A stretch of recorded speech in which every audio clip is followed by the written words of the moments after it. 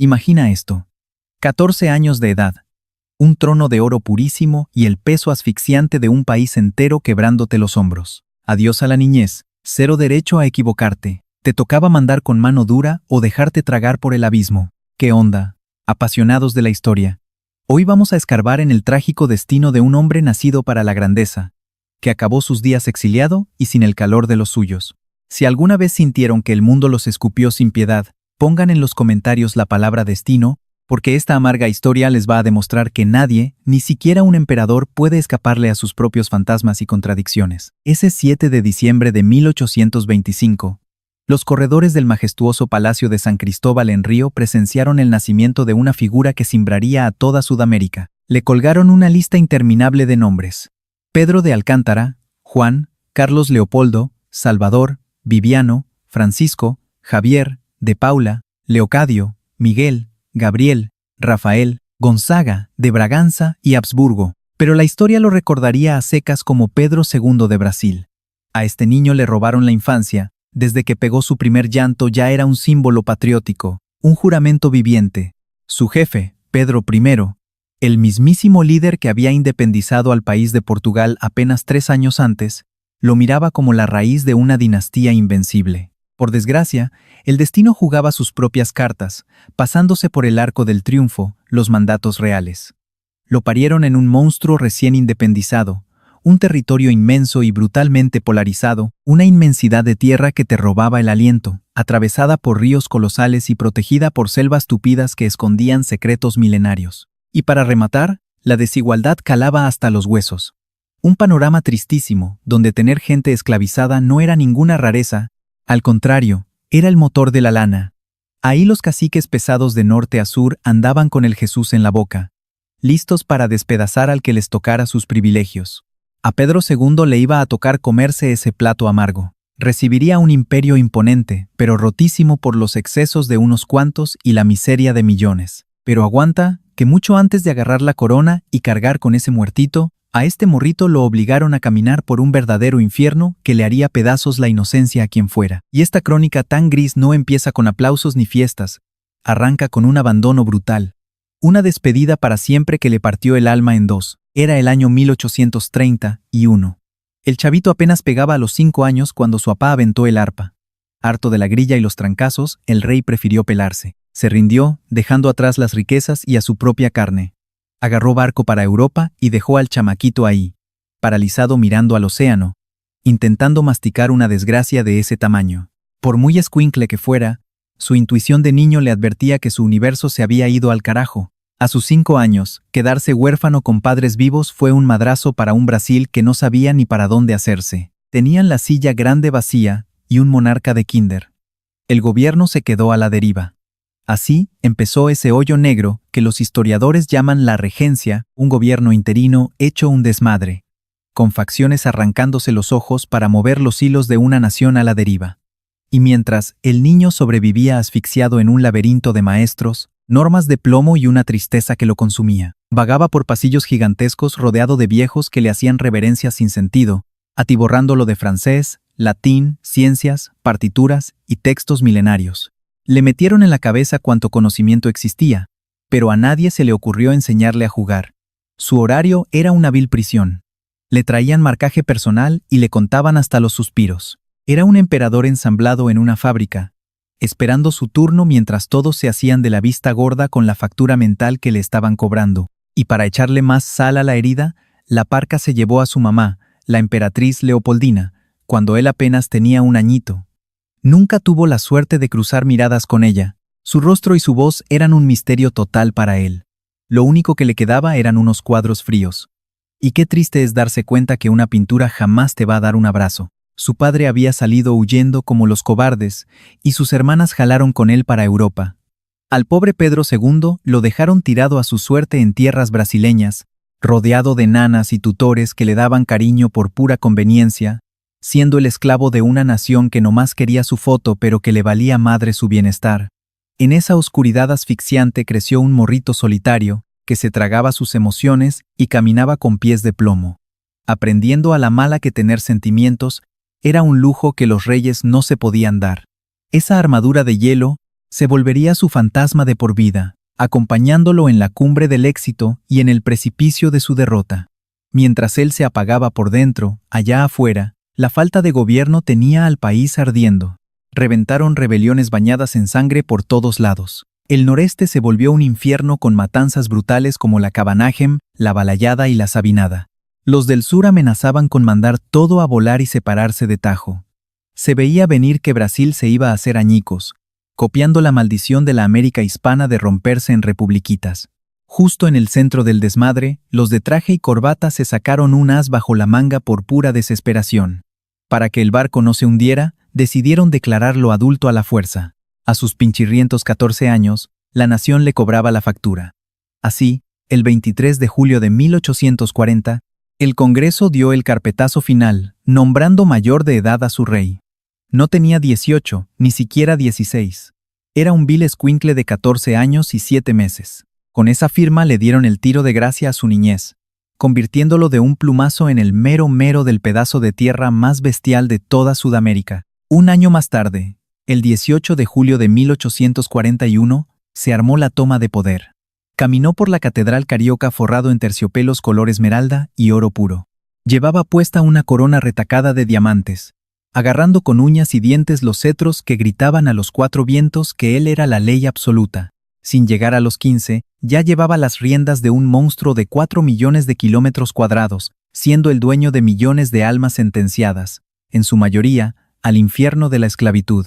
Quienes estuvieron ahí ese día histórico, relatan una escena pesadísima, como sacada de un sueño febril. Veían a un chavito en los huesos, con unos ojos claros que cargaban una gravedad aterradora, sentado sobre un trono espectacular, mientras los altos mandos del clero y el ejército se lo tragaban con la mirada, escépticos pero rogándole a Dios por un milagro. Muchos políticos colmilludos ya se frotaban las manos, jurando que iban a traer de su puerquito al muchacho, creyendo que ese morro callado iba a ser puro adorno, un simple títere para tapar sus raterías. Pobre bola de ingenuos. Pedro II les metió una callada de boca monumental. En chinga, el muchacho demostró tener un cerebro afiladísimo y unos pantalones de acero que dejaron a todos fríos. Se tragaba bibliotecas enteras. Aprendió de cero alemán, árabe, hebreo y sánscrito. Y se agarraba a mandar cartitas con las mentes científicas y los filósofos más cabrones de aquellos tiempos. Forjó una amistad entrañable con genios de la época. El poeta norteamericano Henry Wadsworth Longfellow, el visionario Alexander Graham Bell y el científico Luis Agassiz. Cuando cruzó el océano hacia Europa, los grandes pensadores no se postraron ante un rey. Lo recibieron como a un hermano, un hombre consumido por unas ganas infinitas de aprender, pero bajo la majestuosidad de su reino latía una oscuridad profunda. La esclavitud, esa llaga brutal y dolorosa, terminaría por hacer pedazos su reinado. Para entender la caída de Pedro II, hay que asomarse a un Brasil en grilletes.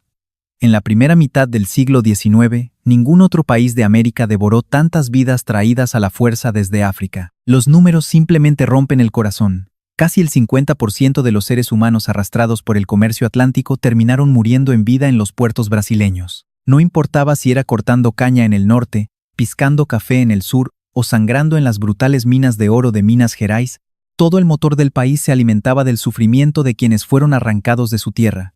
Ante semejante horror, el emperador vivía un infierno personal. En sus cartas más íntimas, confesaba una profunda repugnancia por la esclavitud. Sin embargo, su corona no tenía la autoridad aplastante que presumían los monarcas europeos. Estaba maniatado por una constitución que le daba un poder brutal y asfixiante a los legisladores y a los implacables patrones de las haciendas. Estos dueños de la tierra amenazaban con que liberar a los cautivos provocaría el colapso económico absoluto. Así, el camino hacia la libertad se volvió una agonía interminable, calculada y terriblemente lenta. Alrededor de 1850, acorralados por la presión británica, prohibieron por ley la venta de personas, pero, en la sombra y la miseria, los barcos cargados de dolor siguieron atracando a escondidas durante años. El año 1870, y uno vio nacer la ley de libertad de vientres, una pequeña esperanza que prometía hacer libres a los recién nacidos de mujeres esclavizadas. Fue un paso dolorosamente minúsculo, lleno de trampas legales tan perversas que la supuesta justicia se transformó en una simple burla. Esos niños, libres solo en el papel, seguían encadenados al patrón hasta cumplir los 21 años, rompiéndose la espalda en el campo para pagar por un triste plato de comida. El emperador dio la cara por estas reformas, luchando con amargura contra las paredes de piedra que su misma élite le levantaba, pero nunca tuvo el valor de dar el golpe final para arrancar esa enfermedad de raíz. Esa duda constante, que algunos llamaban prudencia y que otros veían como pura cobardía, encendió la mecha de una bomba que terminaría volando en pedazos todo su universo. El lado más triste de su miopía fue no darse cuenta de que la libertad tan soñada, cuando por fin fuera real, llegaría demasiado tarde para salvar su corona, devorando sin piedad los propios cimientos que lo sostenían. Mientras el fuego de la abolición quemaba el país por dentro, Pedro II se asomó al precipicio más oscuro que un líder puede enfrentar. La guerra, y no era un simple pleito fronterizo, sería el baño de sangre más espeluznante y doloroso que América del Sur haya vivido jamás. En 1864, la sed de poder del líder paraguayo Francisco Solano López encendió un polvorín que arrastró a Brasil, Argentina y Uruguay a un infierno que duró 5 largos años. Esa conocida guerra de la Triple Alianza se convirtió en una masacre de proporciones bíblicas. La nación de Paraguay estuvo literalmente a un suspiro de desaparecer del mapa.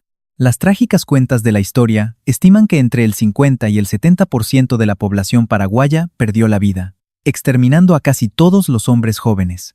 El precio para el imperio fue una montaña de muertos, pobreza extrema y deudas incalculables. Quienes lo vivieron cuentan cómo la pura desesperación fue consumiendo físicamente a Pedro II. Anduvo metido en las trincheras, mirando a la muerte a los ojos entre el lodo podrido, en un lugar donde los modales de la realeza no servían de nada. Quería encarar la destrucción, sentir en carne propia el tamaño de una matanza que él nunca quiso, pero que tenía la obligación de terminar de una vez por todas. Los soldados que pelearon junto a él aseguran que no estaba fingiendo. Su rostro mostraba una tristeza brutal y totalmente genuina. La carnicería por fin terminó en 1870 con la caída de Solano López. Ganaron, es cierto, pero el país quedó destrozado por dentro y asfixiado por deudas brutales. Ese mismo ejército, que creció a la fuerza por la guerra, se había transformado en una bestia gigante que ahora quería devorarlo todo. Los generales, emborrachados de victoria y medallas, nunca iban a conformarse con regresar a ser unos simples empleados de la corte. La semilla de la traición al emperador se sembró en esa tierra llena de sangre, y con el paso sigiloso de los años floreció de forma implacable, alimentándose del cansancio de la gente y de esas ideas de libertad que cruzaban el océano desde Europa y Estados Unidos. Por si fuera poco, las élites ya susurraban que la monarquía era un fantasma condenado a desaparecer. Mientras tanto, los años le caían pesados al anciano monarca. Ese muchacho delgado que subió al trono hace décadas era ahora un hombre de barba blanca. Su mirada reflejaba un cansancio inmenso, aunque el fuego seguía ahí tras casi 50 años en el poder. Vio caer imperios enteros por todo el mundo, soportando levantamientos, guerras y hambre en su propia tierra. Pero el final de su época traía un clima tenso, una inquietud extraña, un pulso de rebeldía muy lejano a la elegancia de los palacios. Nacían los cuarteles y las universidades, donde los jóvenes, fascinados por los textos de Comte y Spencer, soñaban desesperadamente con una república guiada por el positivismo. Era la gran obsesión mental de esos tiempos. Auguste Comte diseñó una filosofía que prometía rediseñar la sociedad entera basándose en cimientos puramente fríos y racionales, con la intención de destruir la religión y la monarquía para abrirle paso al dominio absoluto de la ciencia y el progreso. Esa promesa hipnótica trastornó a la juventud, esparciéndose como un incendio incontrolable entre los jóvenes militares formados en las academias de Río de Janeiro. Esa famosa frase de orden y progreso terminaría marcando para siempre la bandera de la nueva nación, cerrando un pacto oscuro entre quienes asesinarían al imperio.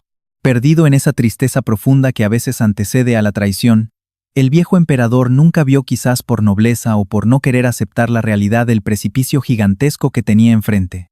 Le dolía tanto el mundo que prefería esconderse en su biblioteca, tragándose libros enteros y carteándose con las mentes más brillantes del planeta. Por ahí del año 1876 viajó a los Estados Unidos y quedó maravillado en la inmensa exposición del centenario en Filadelfia, justo el lugar donde el mismo Alexander Graham Bell le mostró por primera vez ese invento mágico que pondría al mundo de cabeza: el teléfono. Cuando don Pedro tomó la bocina del teléfono y escuchó esa voz lejana, soltó un grito que le salió del alma.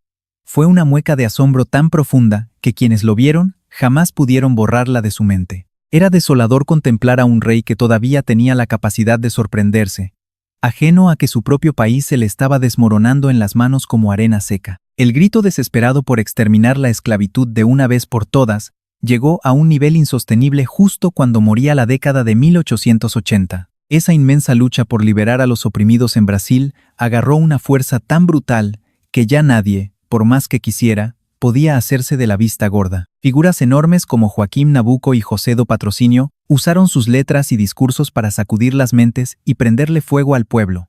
Al mismo tiempo, la huida incontrolable de esclavos era ya una avalancha imparable. En muchos rincones, los que lograban zafarse de las cadenas encontraban refugio en las ciudades, cobijados bajo la mirada cómplice de los alcaldes que decidían callar. Fue un golpe lleno de significado cuando el ejército se plantó firme y dijo que ya no iba a cazar ni a devolver a esos pobres fugitivos. Aunque lo pintaron como una simple decisión operativa, en el fondo fue un tremendo gancho al hígado para el gobierno. Todo el mundo entendió el mensaje oculto. Con esa postura, los militares les escupieron en la cara al emperador y a los dueños de las haciendas que el mundo de antes ya estaba enterrado. Finalmente, el 13 de mayo de 1888, la princesa Isabel, la hija mayor del rey, plasmó su nombre en la histórica Ley Áurea. De un simple plumazo, acabó con la esclavitud en todo el territorio brasileño de forma definitiva, dejando a los patrones con las manos vacías y sin un peso de compensación. Mientras don Pedro II andaba perdido por Europa, consumido por sus males, le tocó a su hija tomar las riendas y cargar con la cruz que el emperador evadió durante tanto tiempo. La alegría reventó con una fuerza que no cabe en las palabras.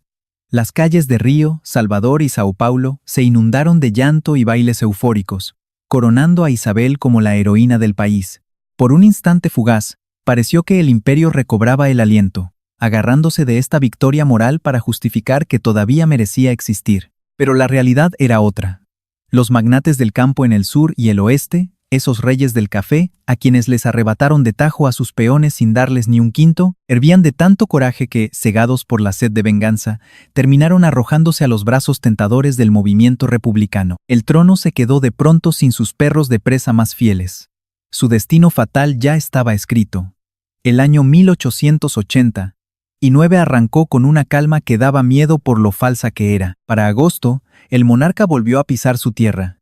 Ya con 63 años, su mente seguía afilada, pero la diabetes y un sinfín de dolencias le estaban tragando la poca energía que le quedaba. Los que lo vieron llegar fueron testigos de una ruina desgarradora, una vejez que iba mucho más allá de su edad. Algo muy dentro de su alma se había roto por completo, y no era que estuviera cediendo su corona, más bien era un desplome de su propio cuerpo, como si sus huesos quisieran enterrar una cruda realidad que su cerebro se negaba a aceptar. A la sombra de todo esto, en lo más profundo de los cuarteles, ya se cocinaba el golpe. El muy admirado mariscal Deodoro da Fonseca, figura legendaria de la Guerra de Paraguay y peso pesado del ejército, increíblemente no tenía nada en contra del sistema imperial. Era un hombre que sentía la monarquía en sus venas, pero odiaba a muerte al vizconde de Ouro Preto, el líder del gabinete que el rey había impuesto, viéndolo como la peor amenaza para los soldados. Ese resentimiento íntimo sirvió de pólvora para que los republicanos más radicales prendieran la mecha, azuzados por Floriano Peixoto y por el obsesivo positivista Benjamín Constant Botelho de Magalhães. El complot era casi absurdo de lo simple que era, pero iba a partir la historia en dos. Solo tenían que rodear el cuartel general para asfixiar al gobierno y levantar la bandera de la República. Ni siquiera los golpistas sabían bien qué hacer con el viejo rey. ¿Lo iban a encerrar, a echar del país, o simplemente a ignorar? Con esa duda, amaneció el tranquilo 15 de noviembre de 1889 en Río de Janeiro. Las tienditas abrieron como cualquier otro día y los tranvías siguieron su ruta de siempre, lejos de todo ese ruido, allá arriba en el frío de Petrópolis. El cansado emperador solo intentaba darle un respiro a su cuerpo lleno de dolor. No tenía ni idea de la tormenta que se le venía encima. La fatalidad pegó tan rápido y tan seco que lo dejó sin la menor oportunidad de meter las manos. Esa mañana que quedaría para la historia, las tropas de da Fonseca cercaron por completo las entradas al campo de Santana en el corazón de la capital. La supuesta resistencia del gobierno dio lástima, se rompió con solo mirarla. En cuestión de segundos, los ministros cayeron y Deodoro se adueñó del poder arropado por un gobierno provisional. Nadie derramó una lágrima de sangre en las banquetas. Con una frialdad brutal, como si fuera un papeleo burocrático más y sin ningún rasgo heroico, el imperio más grandioso de América se hizo polvo en un ratito. Arriba en las montañas, la pasmosa tranquilidad con la que don Pedro recibió el trancazo dejó helados a sus leales. No lloró, no gritó, leyó el telegrama, lo dobló con una calma que dolía y soltó unas palabras que cada quien recuerda a su manera, pero que guardan una tristeza innegable. Si el pueblo pedía una república, él no iba a oponerse. Por ningún motivo iba a permitir que derramaran sangre brasileña, solo para que él se aferrara a la corona. Los historiadores le han dado 1000 vueltas a esa reacción, analizándola desde todos los ángulos posibles. Para unos cuantos, fue un acto de entrega total. La prueba reina de que, debajo de tantas joyas y coronas, latía un espíritu profundamente democrático. Pero para otros tantos, fue simplemente la toalla tirada por un alma exhausta, un viejo que abrazaba la derrota porque ya no le quedaba gasolina para pelearle a la desgracia. A lo mejor el doloroso fondo de todo es que ambas cosas eran ciertas. Ya con los dados tirados, el rey bajó de la sierra para entregarse en la capital. Los militares que tomaron el poder lo encararon con una extraña mezcla. Sentían una enorme culpa, pero no iban a dar un paso atrás. Matarlo jamás fue opción, porque fabricar un mártir habría sido pegarse un tiro en el pie, pero tampoco podían darse el lujo de dejarlo respirar el mismo aire en el país. La simple sombra del viejo rey caminando por ahí era un barril de pólvora, y los nuevos líderes estaban muertos de miedo de que les explotara en la cara. La condena final fue ese trago amargo que la historia siempre le guarda a los que pierden. Correrlo del país para siempre. El 17 de noviembre de 1889, apenas 48 horas después del golpe, le plantaron en la cara su cruel destino.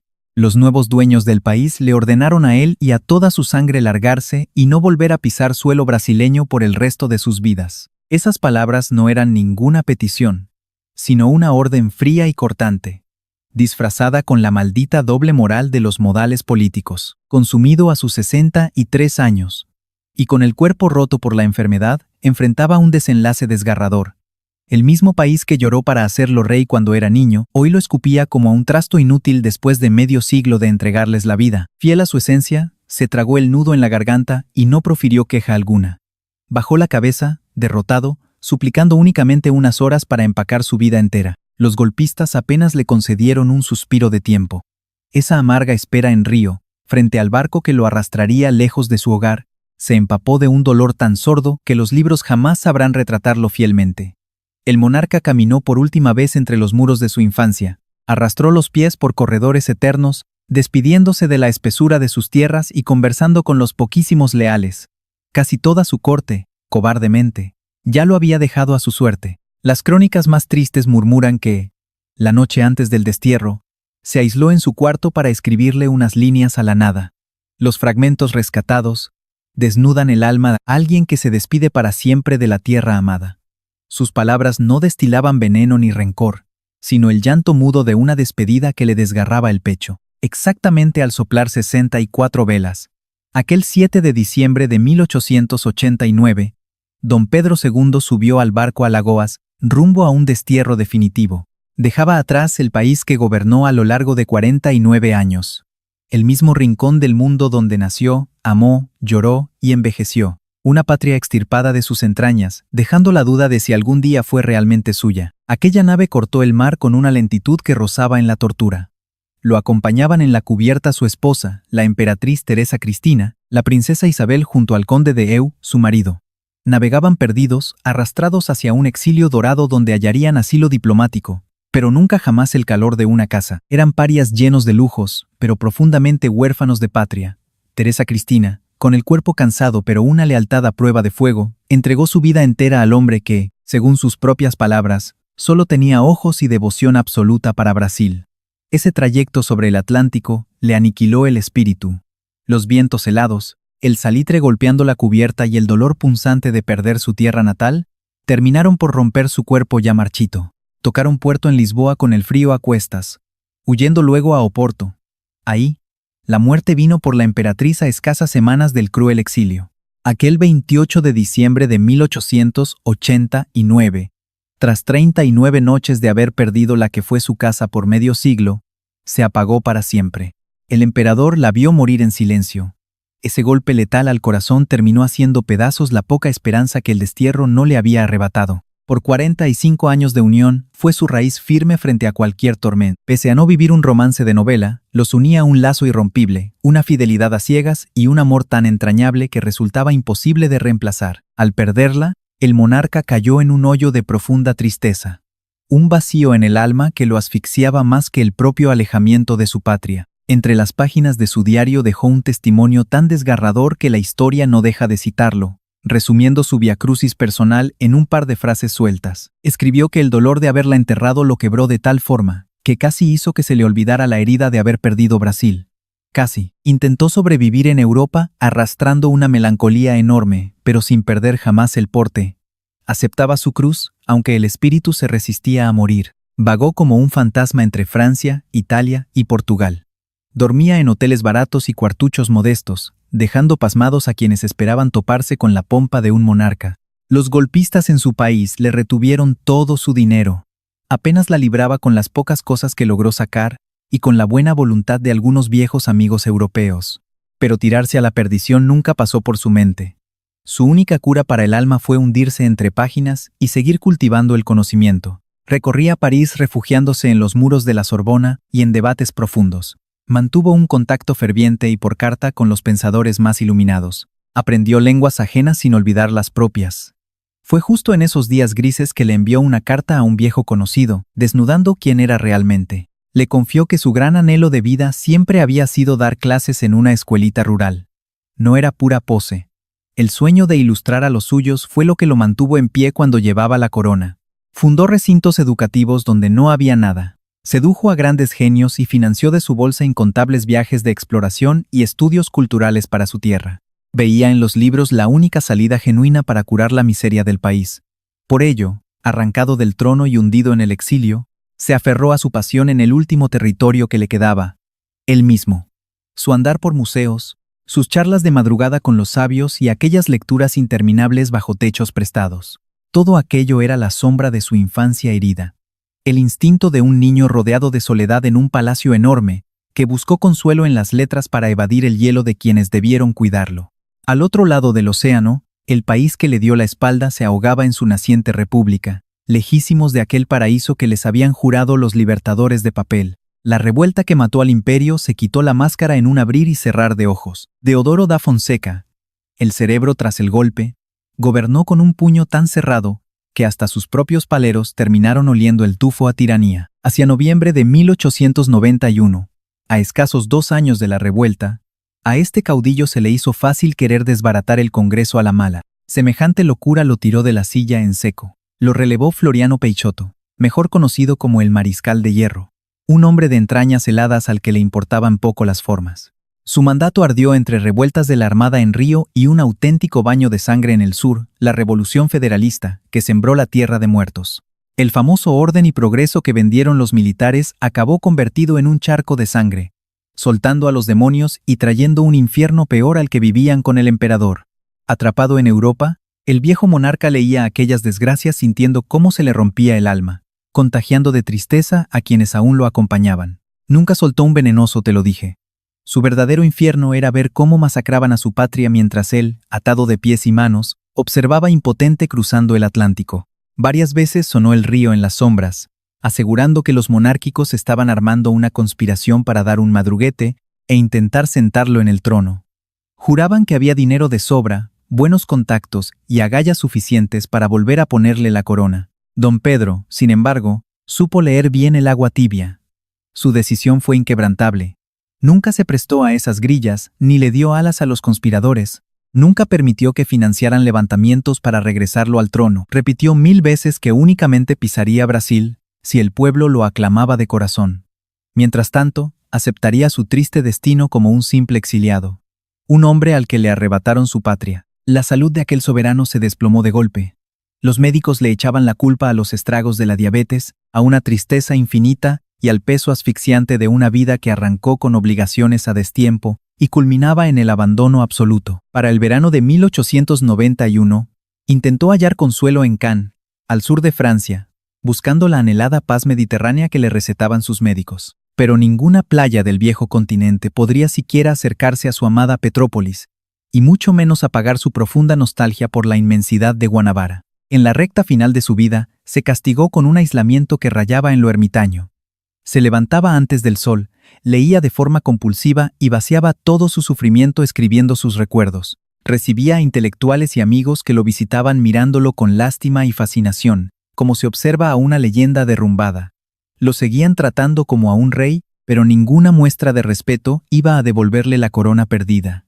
Cuando las hojas comenzaron a caer ese mismo año, agarró sus cosas rumbo a París. Quería refugiarse entre los pasillos llenos de libros y los círculos académicos, esos mismos espacios que se convirtieron en sus salvavidas desde que lo exiliaron. Se hospedó en el prestigioso Gran Hotel de la capital francesa. Ahí, el 5 de diciembre de 1891, a escasos 2 días de llegar a los 66 años, se despidió de este mundo. Murió con una fotografía de su añorado Brasil sobre la mesita de noche. Su cuerpo se apagó en territorio francés, pero su espíritu, según cuentan los que más lo querían, nunca soltó a ese país enorme y contradictorio que lo formó para después desecharlo en el olvido. La triste noticia atravesó el mar con la pesadez de los viejos telégrafos.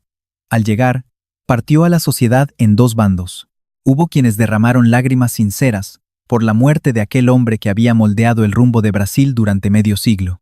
Algunos otros celebraron a escondidas, sintiendo que con él enterraban de una vez por todas cualquier rastro de la vieja monarquía. Sin embargo, la gran mayoría de la gente continuó con su vida normal. A fin de cuentas, un país casi nunca se detiene a llorarle a un rey derrotado. Pero la historia de este soberano no terminaría en el panteón. El final real se cocinó años más tarde, cuando el nuevo gobierno empezó a jugar con su memoria justo cuando el hombre ya no representaba un peligro vivo para ellos. Primero, sus restos hallaron reposo en un templo católico allá en Portugal. Durante varias décadas, su cuerpo sufrió la condena de estar lejos del territorio que antes gobernaba. Pasaron 34 largos años, hasta 1925, para que los políticos por fin trajeran sus huesos y los de su esposa, Teresa Cristina, de vuelta a su país. Los 2 ataúdes llegaron a la verdadera Basílica de Petrópolis, ese hermoso escondite en la sierra que él mismo mandó a construir para descansar, nombrado así por su padre. Ese viaje de regreso cargaba una melancolía brutal. Aquel país, que ya sangraba por las heridas de dictaduras recientes, de levantamientos y de la famosa República Vieja, que estaba completamente secuestrada por los poderosos dueños del café y la minería, terminaba aceptando, aunque demasiado tarde, que el anciano monarca merecía el honor de dormir eternamente en su patria, aunque ya solo quedaran cenizas. Conforme corría el siglo XX, el corazón del país empezó a perdonar poco a poco la figura de aquel emperador. Los historiadores, esos que después del golpe militar lo tachaban de obsoleto y de representar a una monarquía caduca, acabaron bajándole 2 rayitas a sus críticas. Empezaron a ver a un hombre terco que quería traer la modernidad a un país lleno de enredos, haciendo maravillas con las pocas herramientas que su época y su posición le permitían. Al final tuvieron que reconocer que la liberación de los esclavos, aunque tardó muchísimo en llegar, fue un hecho real, así como su amor genuino por impulsar el desarrollo científico y cultural. Subrayaron también cómo se rindió en paz. Preferir perderlo todo antes que iniciar una carnicería por aferrarse al poder fue algo rarísimo en la historia de toda América. Para entender quién fue realmente este rey, hay que asomarse a una oscuridad que los libros de la escuela prefieren ocultar. Nos referimos a su tormento personal. Una mente brillante muy por encima del sistema que lideraba, pero amarrado de manos ante la necesidad desesperada de cambio de su gente. En el fondo de su alma odiaba la esclavitud, pero irónicamente llevaba el timón de un Estado que engordaba a costa de esa explotación. Le encantaba leer a intelectuales y mentes progresistas, mientras batallaba todos los días con una élite ahogada en sus viejas costumbres. A pesar de que le volaban la cabeza las democracias de Estados Unidos y Francia, protegió con uñas y dientes su sistema imperial, sintiendo en el fondo, y quizás con mucha razón, que sin ese freno su país se iba a despedazar como las repúblicas de al lado. Estas dolorosas contradicciones no eran simple debilidad suya, sino el muro de concreto contra el que se estrella cualquier ser humano que intenta desafiar a un sistema gigantesco. Entender esto no es borrarle los errores, sino conectar con su tragedia. Las grandes figuras de la historia no se vuelven eternas por tener una vida perfecta, más bien, sus brutales contradicciones terminan siendo un reflejo doloroso de todos los infiernos que vivió su época. El país que intentó gobernar por casi 50 años, era un verdadero dolor de cabeza.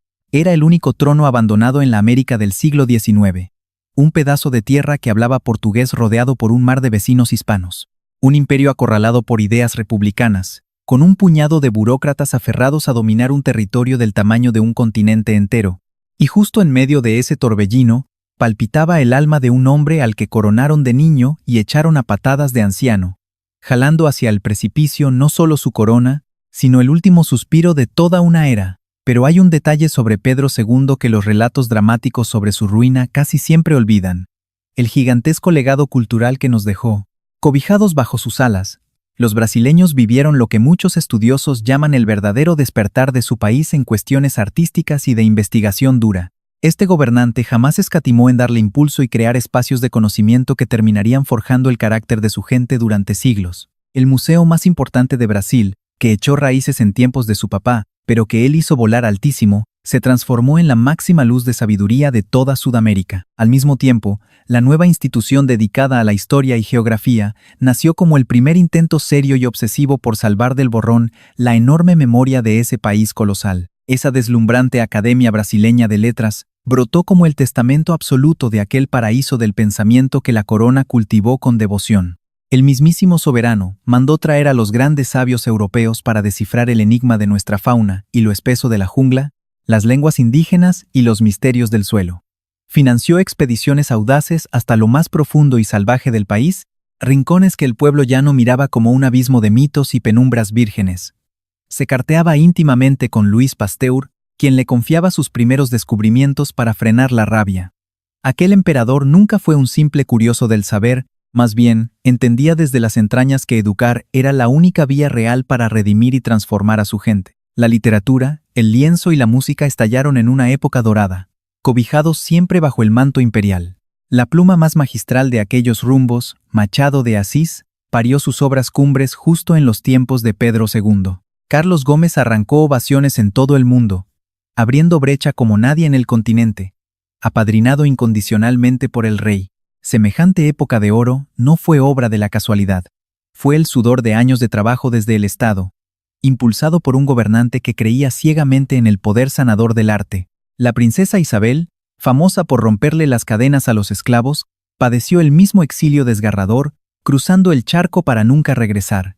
Falleció en tierras francesas en 1921, 30 años después de que su padre partiera, muriéndose de nostalgia por la tierra que la vio nacer. La historia nos deja una imagen suya tejida entre luces y sombras. La coronaron como la redentora de los oprimidos, pero llevaba en la sangre el peso de una monarquía que la gente ya quería enterrar para siempre. Resulta una broma macabra del destino que firmara la emancipación mientras cubría a su padre. Aquel plumazo de justicia terminó siendo la pala que cavó la tumba del imperio. La estirpe de los Braganza-Orleans mantuvo viva la herencia. Ya entrado el siglo XX, unos cuantos descendientes lograron pisar su tierra de nuevo. Primero, cuando les levantaron el castigo en 1920, y años más tarde, ya echando raíces para quedarse definitivamente. Hubo quienes brillaron con luz propia, dejando un legado profundo tanto en la grilla política como en la escena cultural del país. La monarquía nunca resucitó, pero el peso de su apellido y los fantasmas del ayer conservaron un halo intocable de reverencia, aterrizando en el año 1993, justo en aquel plebiscito histórico tras la caída de la corona. El pueblo se volcó en masa para defender la república. La sorpresa fue ver que más del 10% todavía soñaba con coronar a un rey. Ese porcentaje, que parece poca cosa, gritaba una verdad innegable. La memoria de aquel viejo soberano seguía viva en el pecho de la gente, resistiendo más de 100 años de ausencia. Frente a tanta tragedia, nos asalta una duda que cala los huesos. ¿Había otra salida? ¿Pudieron evitar que el imperio se hiciera polvo? ¿Será que si el monarca hubiera dado un volantazo a tiempo, el país se habría salvado antes del colapso total? Nunca tendremos respuestas certeras para esos suspiros muertos. Pero escarbar en el hubiera nos arroja lecciones que duelen mucho más que la mera nostalgia. Nos pone de frente a la vulnerabilidad de un ser humano, arrollado como de rayo por el peso inquebrantable del levantamiento popular. Ya en el crepúsculo de su reinado, el anciano presentía que el tiempo se le escurría de las manos. Trago amargo, asumía calladito que la república ya estaba tocando a la puerta. Sus más allegados relatan que, en la penumbra de su recámara, admitía el fracaso con una crudeza desgarradora, una debilidad que jamás le habría mostrado a su gente. Vaticinaba que el país iba a derramar sangre por décadas intentando tragar el cambio. presintiendo una noche larguísima y llena de sombras, sabiendo en el alma que los nuevos líderes no traerían más justicia ni sosiego que su imperio desahuciado. Y la historia, con su humor negro, le terminó dando la razón en los primeros años. Ese primer ensayo de república, que abarcó de 1889 a 1930, fue rehén de los cacicazgos, pasándose la silla presidencial nomás entre las élites de São Paulo y Minas Gerais, armando un círculo de privilegios tan podrido como el de antes, pero ya sin el abuelo sabio que supiera amarrarle las manos a los abusivos. Con todo y sus tropiezos, el emperador fue el ancla del país por cerca de 50 años.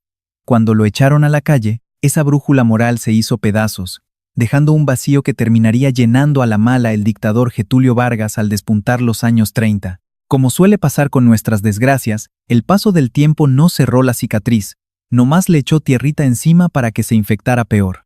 Ya corrieron más de 130 años de aquella madrugada helada de otoño, cuando los militares tomaron la plaza y borraron la corona brasileña de un plumazo. 130 años desde que aquel viejo de barba blanca y mirada triste tomó un barco en Río, diciéndole adiós para siempre a la única patria que amó en su vida.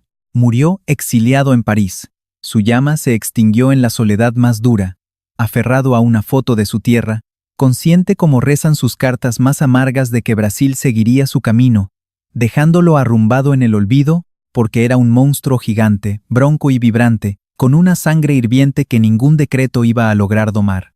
La verdadera herencia de ese rey nunca será la corona de oro, el cetro o ese sillón ostentoso que hoy acumulan polvo en los museos de Petrópolis.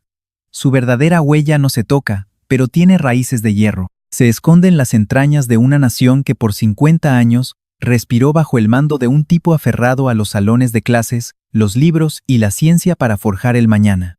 Un emperador que, entre la espada y la pared, escogió tragarse el exilio 1000 veces antes que ver a sus hermanos bañando de sangre las calles. Un hombre de carne y hueso que conoció el abandono a sus tiernos 5 años, arrastrando hasta la tumba una herida en el alma que nunca supo cómo curar. El calvario de Pedro II es el lamento más amargo sobre una cruz que le clavaron a destiempo.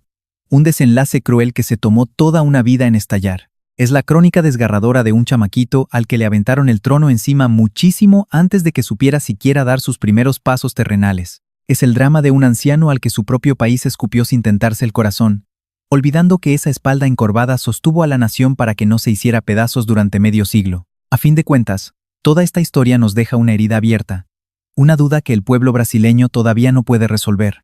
¿Cómo se le paga a quien entregó su vida entera por una tierra prestada, un país que en el fondo de su alma sabía que nunca le perteneció, porque un país nunca será de los reyes, sino de su pueblo? Esa misma convicción fue la que Pedro II nos dejó marcada con un doloroso silencio al irse sin retorno.